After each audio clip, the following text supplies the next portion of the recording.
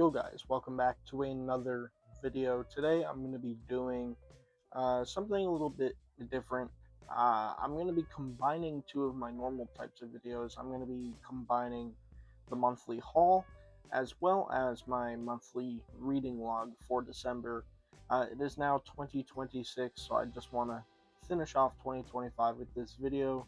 I already came out with a video just a little bit ago that was sort of like an I don't know, introspective, retrospective kind of video on the year, and kind of what to look forward to this coming year or this year. So if you guys have watched that, then you kind of know what's to come in this video. But one thing that I kind of talked about there is I don't want to do haul type content anymore. I just don't want to like perpetuate like FOMO and consumerism type stuff, incessant consumerism within the community and all that, because it's something I struggle with myself. That being said, I did want to do this one last haul just simply to highlight things that were gifted to me by friends and family for Christmas. I'm not going to be showing off anything that I bought myself, because Lord knows I buy way too much throughout the year, and there's no point in me showing that stuff off. I just wanted to highlight the awesome people in my life that got me some cool shit. So that's what I'm gonna do, and then of course, like I said, we're gonna be wrapping up December by talking briefly about each of the things that I read during the month. So anyways, let's get into it.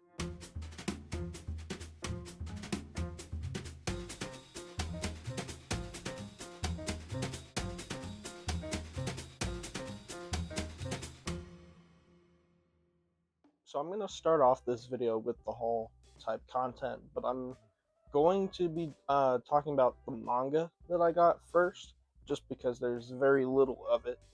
So the first little bit of manga that I got, this is just a representation, but this is Deluxe 14 of Berserk that Kayla got me. Not only did she get me Deluxe 14, but she went all out and she got me, I believe, 9 through 14. So a solid 5 deluxes to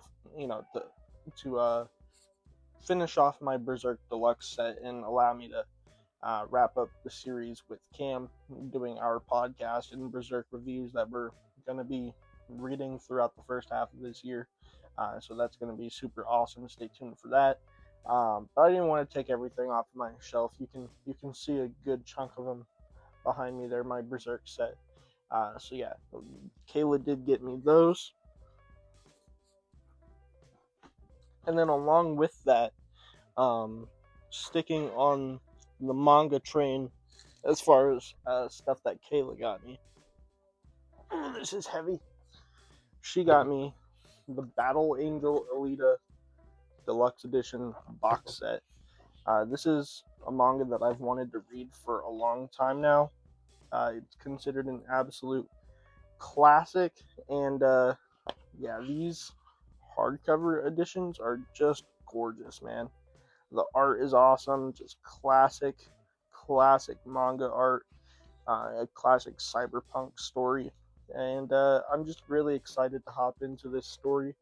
I'm actually probably one of the few people that enjoyed the movie that they did several years ago now. I think back in like 2018 or 2019. I'm actually a fan of that movie. I know it's terrible, but I really enjoyed it. So yeah, I'm excited to go back and read the critically acclaimed and highly regarded source material.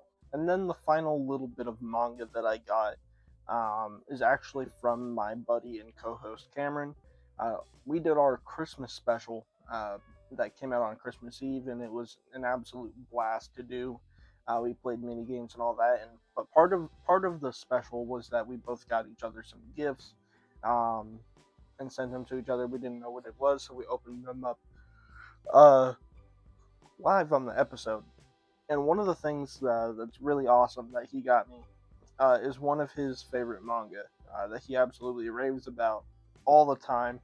and that is Gans. It had these really thick deluxe edition omnibuses that are literally like little bricks. And yeah, I mean, this is one of his favorites. It's like a absolutely bizarre, super weird, hyper violent, edgy sci-fi story.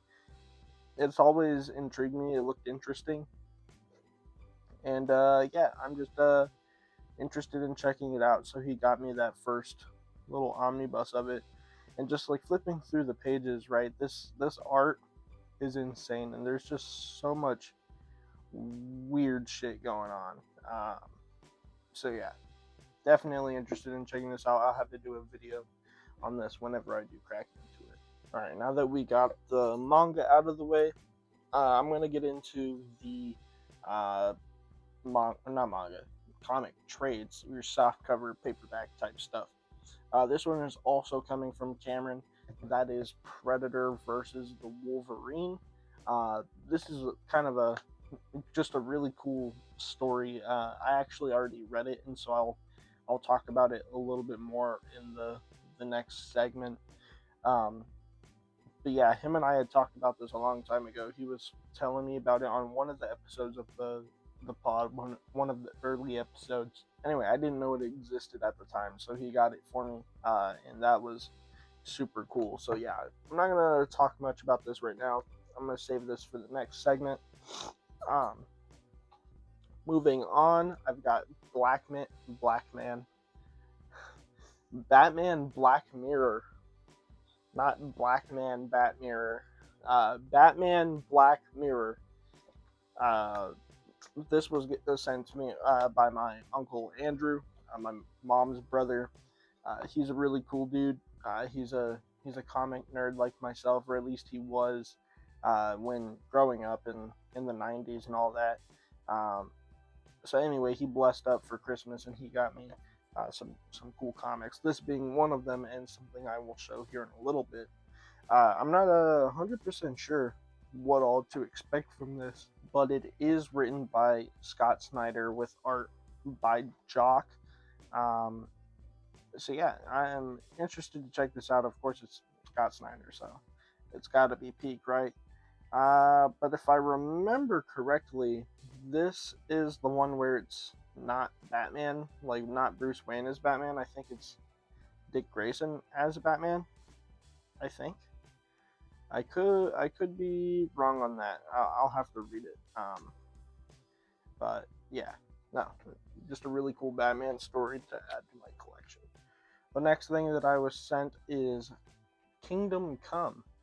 This is coming from my brother Matthew. If you guys remember Matthew from a lot of my earlier content back in the day, years ago, he was featured in some of the manga hauls back then when he was a lot younger. But anyway, he did get me Kingdom Come. Of course, this is a classic story from the 90s. Mark Waid and Alex Ross on the art, on the interior art. So the entire book is just fucking insane, art wise. I can't really speak on the story, but I mean it's critically acclaimed. I'm very excited to check this out. I'll definitely be doing a video on this, or I ought to at least whenever I do get around to it. But yeah, that is Kingdom Come. Next up, we have one of the books that was given to me or gifted to me by my parents for Christmas, and that is Mr. Miracle by Tom King. Say what you will about Tom King. This book it won an Eisner, so I'm very interested in checking it out. I've been wanting to get into like New Gods and Fourth World type stuff. So I mean, hey, it's a DC Black Label with Mr. Miracle. I don't know a whole ton about it, but apparently it's really good. I mean, it won an award, right? An Eisner, nonetheless. So yeah, I'm really interested in this. And out of all the New Gods and stuff like that, Fourth World characters, Mr. Miracle is probably the one that I'm most interested in his like relationship with Big Barda and all that. So yeah, very excited to check this one out here soon. But that is Mr. Miracle. And lastly, for our softcover trade paperback type stuff, this one is really awesome. It's probably the thickest paperback that I got so far. This was the final book sent to me by my homie Cameron for the Christmas special that we did our little gift exchange. We're actually going to be reading this for a little bit of a buddy read special episode of the podcast here very soon. I'm probably going to be starting this weekend. Another very highly regarded, critically acclaimed book. If you guys saw the episode, you know what this is. But we've got The Watchmen. I know a little bit about The Watchmen just because I watched the first movie that they did of like the CGI animated like movie of The Watchmen. But I've never actually got around to reading it before, and so I don't know how it ends or like really what to expect. But I mean, this is just classic, man, and I absolutely love the art in this. I think it looks super sick. It's just such a vibe. I love the coloring, especially. So yeah, we're gonna be getting on this here very soon, and him and I are gonna do that episode. But yeah, we got Watchmen sent over by Cam. Now, let's get into the fun stuff. We got our hardcovers and omnibuses and such. Not to say that the other stuff isn't fun, but these are like the big boys, you know what I'm saying? So anyway, first things first, got G.I. Joe Deluxe number 2. This was given to me by Kayla. Once again, excited to tap into this because I mean, G.I. Joe is the one corner of the Energon universe that I haven't gotten into yet. I've read Transformers, loved it. I've read Void Rivals, and even though I was a little rocky on it at first, I mean, I'm pretty much caught up now and loving that. So G.I. Joe's the next one that I need to get into. So book 2 here collects it collects the Scarlet miniseries as well as Cobra Commander. So I think either Cobra Commander or I don't know, one of the other miniseries that they did before the actual like G.I. Joe ongoing. So now I have book 1 of Codename G.I. Joe that has Duke and Destro or Cobra Commander. I don't know which one. And then this has fucking Scarlet, and then either Destro or Cobra Commander. Again, I don't know which of the Cobra books are in which deluxe edition, but yeah, this will set me up good so I can read all 4 of the miniseries and be prepared to get into the actual ongoing, because that deluxe edition comes out late next spring or early summer or something like that. Anyway, yeah, that is G.I. Joe Deluxe number 2. Moving on, we've got another one given to me by my brother. This is a traditional omnibus. We've got Aquaman by Jeff Johns. This is the new 52 run, I believe, of Aquaman, and I've never read Aquaman before, so what better place to start with Jeff Johns, one of the best comic writers out of DC, and one of my personal favorites for, absolutely love Flashpoint, love Geiger, all of his Ghost Machine stuff that he's doing. So yeah, this is a pretty cool run from what I've heard. Again, I don't know a whole ton about Aquaman, but this is just a good place to start. And just flipping through it, the art in it is also pretty freaking fantastic. So I'm just excited to finally get some Aquaman under my belt. And yeah, I mean, it's Jeff Johns. What can I say? So yeah, this is sent over by the homie Matthew, my brother. Now, speaking of some Jeff Johns, I also got Flash by Jeff Johns. This is volume 1, and this was once again sent over by my Uncle Andrew, Uncle Drew. Yeah, I've been trying to get into some Flash. Been trying to get into some Flash. I have a few omnibuses now that I really want to read next year. I've got New 52 stuff, and I've got some Rebirth stuff. And luckily, next year, New 52 Omnibus 2 comes out, The Road to Rebirth, and then Rebirth Volume 3 comes out. So once I get those, that'll put me at 5 omnibuses in a row to tell a pretty complete Flash story. So that's going to be really fucking cool. The only problem is that the Jeff Johns Flash stuff, Volume 2, is currently out of print. So I don't have that right now, which kind of sucks. Which, if I did have it, I would absolutely get Volumes 2 and 3 and just have a really nice Flash run going for, I don't know, probably like 20 years worth of Flash right there. But anyway, needless to say, this is arguably one of the best Flash runs probably ever written, or so I've heard. Again, it's Jeff Johns, who's one of my favorites. And this is the stuff that kind of starts off his run, which eventually does lead to Flashpoint and the New 52. So, yeah, excited to finally check this out and get into the Scarlet Speedster. So, like I said, the only thing that I've read Flash related so far was Flashpoint, which I really enjoyed, and I read the first couple issues of Absolute Flash. So this is going to be a really awesome place to start. Moving forward, we've got a couple books that were given to me by my parents for Christmas. These were like the two main things that I got for Christmas from them. I guess I'll start off with the smaller thing here. I did get the Batman Ego Deluxe Edition. This is by Darwin Cook, and it also has some of the Catwoman miniseries. Yeah, Catwoman, Selina's Big Score. I'm very interested in checking this out because I really dig Darwin Cook's style. I'm going to be reading New Frontier hopefully soon. I thought of a cool video idea where I read New Frontier and Kingdom Come back to back or together, and just kind of like compare, because it's two different sort of looks at the Justice League. Anyway, Darwin Cook has a really cool style that's reminiscent of like early cartoons, like Boomerang cartoons, stuff like the Jetsons and Flintstones, all that like Hanna-Barbera stuff. Just a very like retro style that is very appealing to the eye.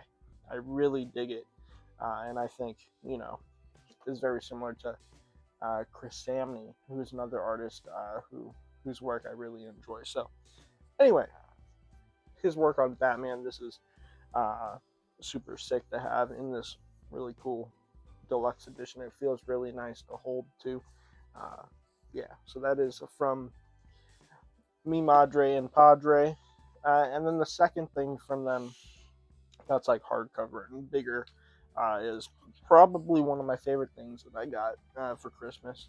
I mean, I love everything I got, but this is one of my favorite characters written by one of my favorite authors, and that is Thor by Jason Aaron, Omnibus Volume 1. Now, I've already read a good chunk of this because it contains the God Butcher saga, which is one of my favorite Thor stories. I used to have the trade for that specific arc, so I've already read, a good amount of this, first omnibus. But yeah, I mean, what can I say? That first arc was super dope. The God Butcher, like, freaking insane. So, yeah, Jason Aaron is one of my favorite authors. Of course, he wrote Bug Wars. He did work on Punisher, Wolverine, a bunch of cool shit, right? Yeah, so I'm just really excited to probably reread it from the beginning. I wouldn't mind rereading the God Butcher saga, and then actually going further in the story as well. So yeah, it's gonna be super sick. I dig just about everything that I've read by Jason Aaron. I mean, some things I think are better than others, but everything has been quality. So, yeah. And for Thor, especially the kind of way that Jason Aaron writes, he tends to write these really bombastic and like violent and cool, I don't know, just badass stories, and it fits Thor really well. So this is Thor by Jason Aaron, Omnibus, Volume 1. And then, second to last thing I'm going to show off today that I got was sent over by my grandparents. And this is something I've been meaning to get for a long time. One of my favorite characters has their first appearance in this book, and I've seen this book out in the wild before. And there's like this, I would go to this place called Book Off sometimes. It's like a used bookstore, and they have this omnibus there that I've seen, and it's all beat up, and they're still charging like $50 for it. It's ridiculous. But this, fresh, new, clean copy will do me nicely. So I never pulled the trigger on the beat up copy. So I'm glad I have like a, brand new, fresh copy in my hands. Anyway, I'm gonna quit beating around the bush here. Like I said, this is from my grandparents, but we got Thor by Walter Simonson. This is just some classic Thor stories to read from the early 80s, and Walter Simonson's era kicks off with Thor 337, which is the first appearance of Beta Ray Bill, and is one of the only comics that I have graded on my wall. Beta Ray Bill being one of my favorite comic book characters. But this is just a really cool story. You got like the Beta Ray Bill stuff, and if I remember correctly, it goes through like the Ragnarok storyline, as well as some of like you've got the Balder the Brave little mini series in here as well. But one thing I really like about Walter Simonson is not only is he a really great writer, but he also did the art, which is commendable. Not many people do both art and story, and those who do, I have a lot of respect for. That's one of the reasons why I think manga is so cool, because a lot of the mangaka do both. People like Daniel Warren Johnson. But yeah, Walter Simonson was, to my knowledge, one of the first to do it as far as like big American comics, at least for like Marvel and DC. I could be absolutely wrong. Jack Kirby, another one with like Fourth World and stuff, but in a good amount of time before that, right? But at least, if not one of the first, then at least Walter Simonson is one of the most notable ones. So yeah, I'm very excited to one day tap into this omnibus and just read some classic Thor whenever I'm feeling like getting into a retro feeling, a retro comics vibe. And then the last book that I have here is one that's going to be going towards my Wolverine collection. You guys know I love Wolverine, and I have almost a full set of Wolverine omnibuses, kinda. They've done some like odd ones here and there that are out of print, but I don't know why I said that. Why I have a full set? That's not even true. But anyway, I'm kind of tired right now. Anyways, this was given to me by my buddy Alex. He sent me a gift card for Amazon, and it was a good amount. And this book was on sale on Amazon, so I used it towards that. And I'm just saying he got it for me. I put a little bit of money towards it as well, but it was mostly from him. But that is The Death of Wolverine. It has a bunch of creators on it, if I remember correctly. It's got Charles Soule. Oh wait, it says it on here.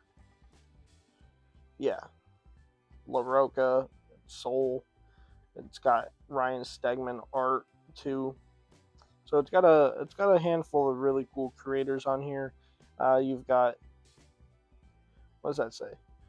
the 2013 run of Wolverine, number 1 through 13, Wolverine 2014, 1 through 12, Death of Wolverine 1 through 4, Weapon X Program 1 through 5.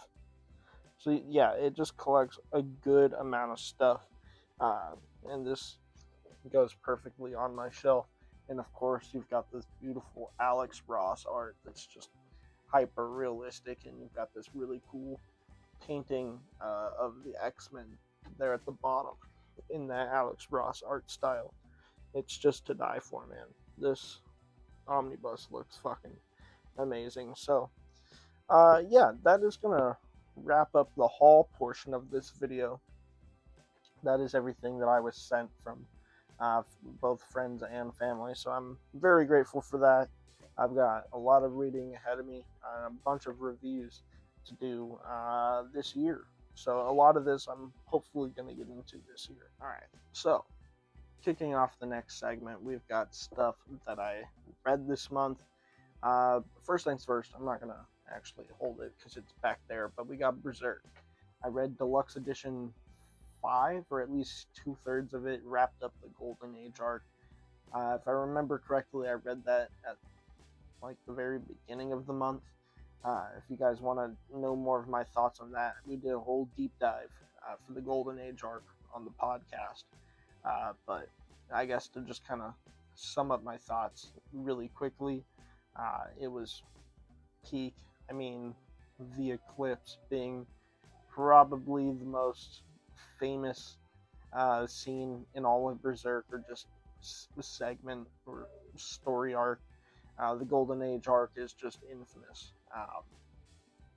And yeah, I mean, it was terrible to read because it's just a tragedy, but at the same time, it was very badass and just has me super excited for what's to come in Berserk.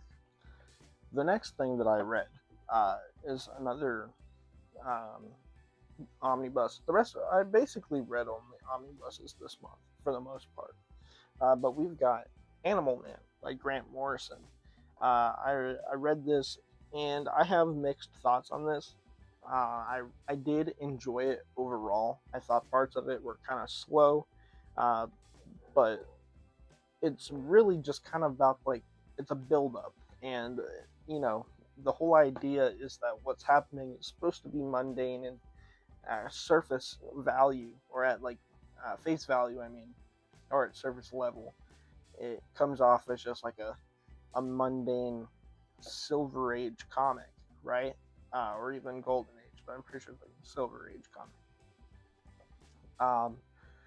But what's really happening like underneath it all, and there's like little hints to what's going on, kind of outside the realm of like, it gets a little bit metaphysical and out there and weird, but needless to say, there's some shit that's going on beyond what our main character could ever imagine. Certain people pulling the strings, and there's just some weird stuff going on, and with how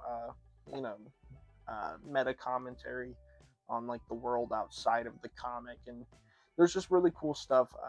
How they play around with the medium itself. And I have to say, I mean, those last few issues were just perfection. And that last issue in particular, I won't give too much away, but where Animal Man has his conversation with a certain somebody, that issue is, in my opinion, the single best issue of comics that I have ever read. As a whole, Animal Man isn't the best comic I've ever read, though I did enjoy it. But if we're just talking single issues, that issue is just perfection. The second thing that I did read, as far as comics go, is I read Nightwing by Tom Taylor and Bruno Redondo. I did really enjoy that as well. I was struggling to figure out what to read next, and Kayla actually picked it out for me. She was like, read that one. And so I read it. And yeah, it just had a really awesome tone to it that I guess I wasn't exactly expecting, but it it gave me a lot of the same feelings that I get from reading a Daniel Warren Johnson book, where it's just extremely hopeful, and it has such a bright tone while still managing to be badass in a lot of ways and not feel like cheesy. It still manages to feel like grounded and cool, while having an extremely hopeful and uplifting tone to it. I think that, and I wrote a review on Comic Geeks about it, but I feel it feels similar to what Matt Fraction is trying to do right now with his current Batman run, except I think that it fits a character like Nightwing better than it does Batman. That's why, in a lot of ways, I think, as much as I liked the first couple of issues of Matt Fraction's Batman run, I think it's sort of falling off a little bit, um, because at the end of the day, I just don't see Batman in that kind of style of story. It just doesn't really work in my head. But with a character like Dick Grayson and Nightwing, and even Babs and just the Bat family working together in this kind of story, it just works a lot better. So I think tonally, those two stories are very similar, but in this case, it just lends itself better, if that makes any sense. Next up, this is one of the last things that I read this month, and that is, or last month rather, Predator versus Wolverine. I know I just talked about this. Yeah, what to say? This was really freaking cool. I mean, it's just 4 issues, so it's just a quick read that I read here in like one sitting. But that being said, I mean, it's 4 issues that are just jam packed with action, and just ton of creativity. I mean, you've got Ben Percy writing, who's, I think, probably one of the best writers for Wolverine just in general. But what makes this really cool is that each issue that it plays around with different time periods of Wolverine's mythos and story, you've got a different artist. So it ends up being a really cool, like, creative book in that way, being able to showcase different artists and their styles. And then, I mean, these cover arts, you got Marco Cicchetto's art on each of the different issues, which is just fantastic. And you've got some really cool set pieces throughout the story as well. I mean, you've got Hayden Sherman doing the Weapon X portion of this, which was super cool. I know him specifically from Absolute Wonder Woman. I haven't read anything else with him on it, but that was just really cool to see a familiar name on a book and being able to recognize that art style and whatnot. And then you've got a cool section of this story where it's Wolverine back in Japan and he's fighting the Predator with the katana. So I mean, that was fucking dope, right? Yeah, there's just it's just a lot of fun, and there's some really cool moments in this book. And then the last thing that I read in full this month, was X-Force. I got this omnibus in, and I almost immediately wanted to crack into it. I had this itch to finally get into some like 90s comics that are like 90s X-Men and stuff like that. I just had an itch to get into it, and this just got me, man. Uh, it was actually pretty cool. I enjoyed it a lot. Those first few issues of New Mutants were really cool. We were introduced to Deadpool, and the creation of the X Force. I mean, that was sick. I mean, I don't hate Rob Liefeld's art. I know a lot of people dislike his art and his writing. I don't personally dislike it. I will say that whenever Liefeld does leave the book, I think after the annual is when he leaves the book, and Fabian Nicieza takes full control over the writing and story of the book, and somebody else is on the art. The book does improve, but that being said, I don't think Liefeld is bad. Uh, yeah, I mean, it's just really cool. Look at the X-Men and a corner of the X-Men mythos that I never really cared to read about or look at before. I think Cable is super cool, but I mean, being introduced to characters like Feral, who's super sick, and probably a highlight for me, my favorite character is Shatterstar. I had never really heard of Shatterstar before, and he ended up being probably my new favorite character, or not new favorite character like all time or like in X-Men, but one of my favorite, more, I guess, a little bit more obscure mutants maybe. But I mean, you've got Warpath and Boom Boom and Domino. It's just a really cool team. Cannonball, and yeah, they get into some shenanigans, and it's really sick to see it play out and just kind of the mystery of what's going on with Strife. I will say the last little mini-series duology that you've got about Cable that gives you a little bit of context. Done by John Romita Jr. and I absolutely despise his art. I personally, I don't think all of his stuff is bad. I mean, I quite like John Romita Jr.'s artwork for like Man Without Fear, the Daredevil story. I thought it worked really well in there, but him on that Cable duology fucking blew. Like that was some of the most dog shit art I've ever seen in my life. Um, did not care for that, and the story of it too was kind of so-so. But yeah, those last few issues, though, in particular of this X-Force omnibus, of like the actual X-Force book, were pretty cool, and the first few issues were really cool too. It does kind of slog a little bit in the middle for me, just a little bit, but the beginning and the climax of this first arc were really cool. So that, and this leads directly into, excuse me, leads directly into what I'm reading right now, and that is me finally cracking into the X-Men Blue and Gold omnibus. So me finally cracking into this, and having read X-Force now, I'm just trying to cover all of my bases when it comes to 90s X-Men. So we've got Uncanny X-Men, we've got uh, like the Mutant Genesis Jim Lee like reboot X-Men that define the 90s, and then you've got more X-Force stuff in here. So yeah, I'm in the middle of reading this right now. I just read the Omega Red issue, so I'm still pretty early on. We'll see what happens, but this kind of, in this omnibus, continues where the X-Force omnibus leaves off with the Executioner's Song event thing. So once I read that, I can continue X-Force if I so choose, or I can just like continue into Fatal Attractions and whatnot. So yeah, that's what I'm reading now. A ton of fun. I'm loving this stuff. I mean, in this Blue and Gold omnibus in particular is just, this thing is a work of art. It's fucking huge.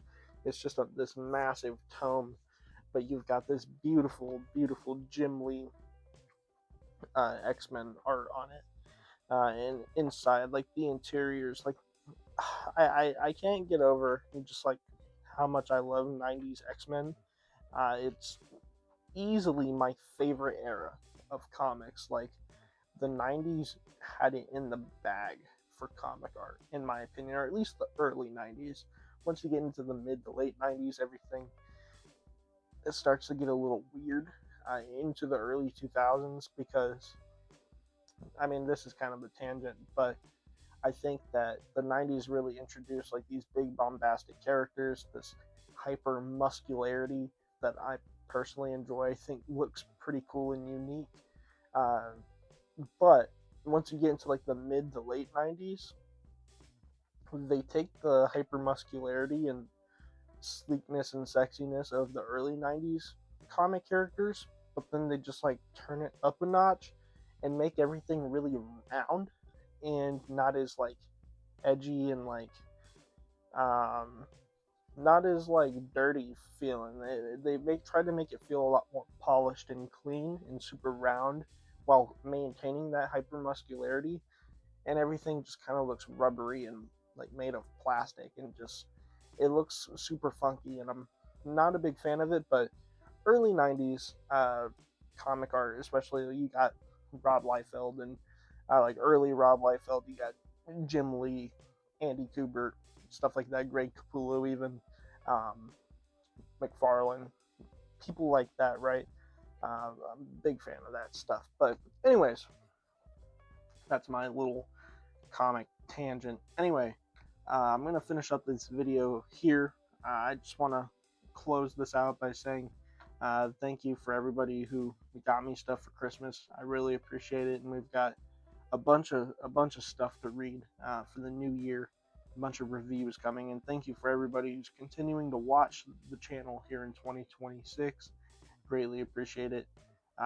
Definitely check out the podcast, because that's one of the big content things that I'm focusing on this year. I'm not going to neglect this channel, but I won't lie if I, I'd be lying if I didn't say, if I'm saying that right, I'd be lying if I said that the podcast wasn't a big focus. There we go. That's what I meant to say.